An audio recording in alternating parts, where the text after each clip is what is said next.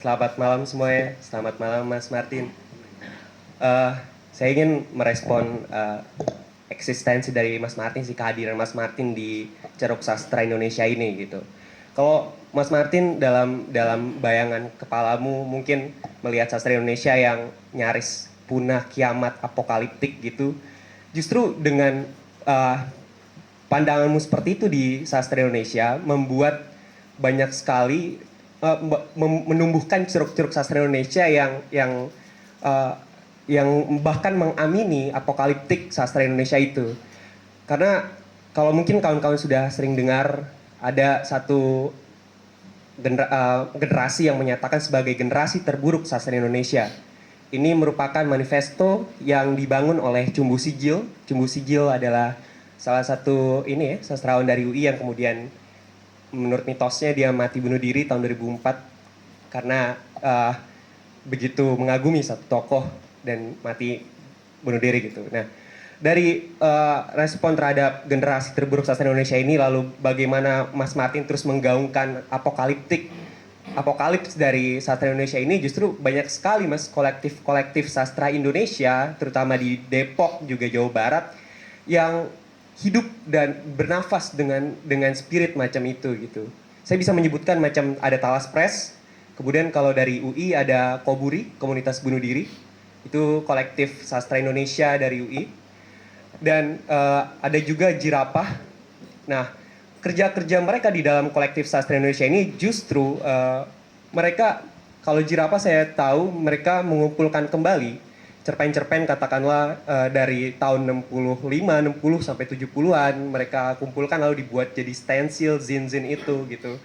Mungkin kita melihat di dalam mekanisme kanon sastra Indonesia ini nyaris mati gitu. Tapi spirit di bawah tanah justru menunjukkan semangat baru gitu dari sastra Indonesia yang tumbuh dari bodo amat lah sastra Indonesia sudah sehancur ini, maka mari kita hancurkan bersama-sama dan bersenang-senang di kubangan itu. Nah, apakah kemudian saya ingin bertanya ke Mas Martin, apakah spirit ini bisa menjadi wajah masa depan sastra Indonesia, di mana kita tidak lagi bermain dengan konveksi sastra Indonesia yang kuno, membosankan dan teteh bengek itu, tapi justru kita hidup melalui tadi puing-puing apokalips sastra Indonesia ini. Terima kasih. Ya, namanya siapa? Kenal, saya Akbar Kurniawan dari UNES.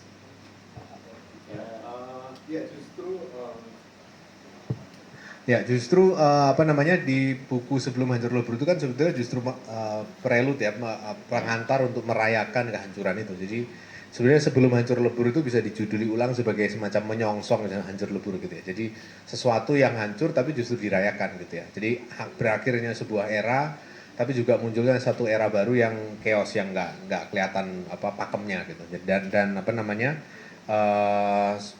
jadi apa, tadi disebut soal apa, Cumbu Sigil ya, generasi terburuk sastra Indonesia. Memang saya setuju sih, artinya bahwa memang perlu eksperimen kepada bentuk-bentuk pengucapan baru yang nggak menginduk pada pakem yang liris, pakem yang konvensional di dalam sastra Indonesia, mencoba bentuk-bentuk kehancuran dan seterusnya itu. Jadi karena memang sekarang kan kalau orang istilah itu disebutnya itu too late kapitalisme yang terlambat gitu ya.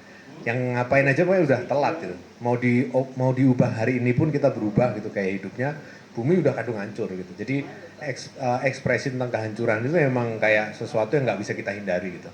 Bagaimana kita kemudian membangun satu estetika dari puing-puing, itulah yang kayaknya tantangannya gitu. Dan sastra juga mestinya lebih peka ke arah situ sih kayaknya, karena kembali ke model lama sebenarnya nggak mungkin gitu ya, kembali kepada model era Orde Baru, model sastra adiluhung dan seterusnya itu. Maka yang mungkin untuk dieksplor sekarang adalah justru yaitu bagaimana kita bekerja dengan satu bahasa yang kacau, dengan apa namanya dunia yang berantakan dan gitu-gitu. Jadi lebih kepada usaha untuk berusaha berkesusastraan dalam pengertian yang chaos itu. Jadi makanya di sini kan diuraikan dalam novel ini munculnya kebatinan sastra Indonesia gitu. Jadi penghayat kebatinan sastra Indonesia, karena praktis sudah nggak ada lagi pelaku avant-garde sastra itu pelan-pelan sudah menjadi aki-aki gitu ya, jadi menua dan akhirnya akan digantikan oleh generasi yang mungkin nggak paham sastra sama sekali gitu.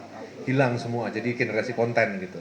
Nah, proses transisi menuju kehancuran ini kan juga sesuatu yang di satu sisi menyedihkan dan itu diulas dengan nada sedih di sini, tapi di sisi lain juga sesuatu yang seru gitu ya, karena dari situ muncul tadi jurnal apokalips tadi itu situasi pasca hari kiamat itu seperti apa yang akan kita bangun, dunia semacam apa yang akan kita bangun di dalam kesusastraan yang sudah nggak punya lagi rambu-rambu gitu ya. Kan sekarang kan gatekeeper udah mati kan istilahnya gitu ya, orang yang menjaga gerbang abang-abangan sastra itu pelan-pelan nggak lagi didengar gitu ya, jadi cuman kayak keributan-keributan di Facebook yang bahkan anak muda aja nggak buka Facebook ya, anak muda bukanya Twitter atau Instagram gitu. Nah, jadi menandai satu proses di mana kultur gatekeeping itu, kultur yang ngatur-ngatur cara baca orang, ngatur-ngatur cara menafsir itu pelan-pelan mulai ditinggalin gitu. Dan itu kemudian menghadirkan suatu zaman yang kayaknya nggak terbayangkan sebelumnya sih, artinya kayak akan seperti apa. Nah, itu yang kemudian lebih banyak dieksplor di dalam buku ini gitu. Jadi zaman ketika teknologi menggantikan sastra, apa yang harusnya dikerjakan oleh sastrawan dan seterusnya, apa perbedaan antara sastrawan dan bukan gitu, kayak gitu sih yang menjadi tantangan hari ini ya. Jadi berkesusastraan di tengah kondisi kehancuran itu, kurang lebih kayak gitu sih.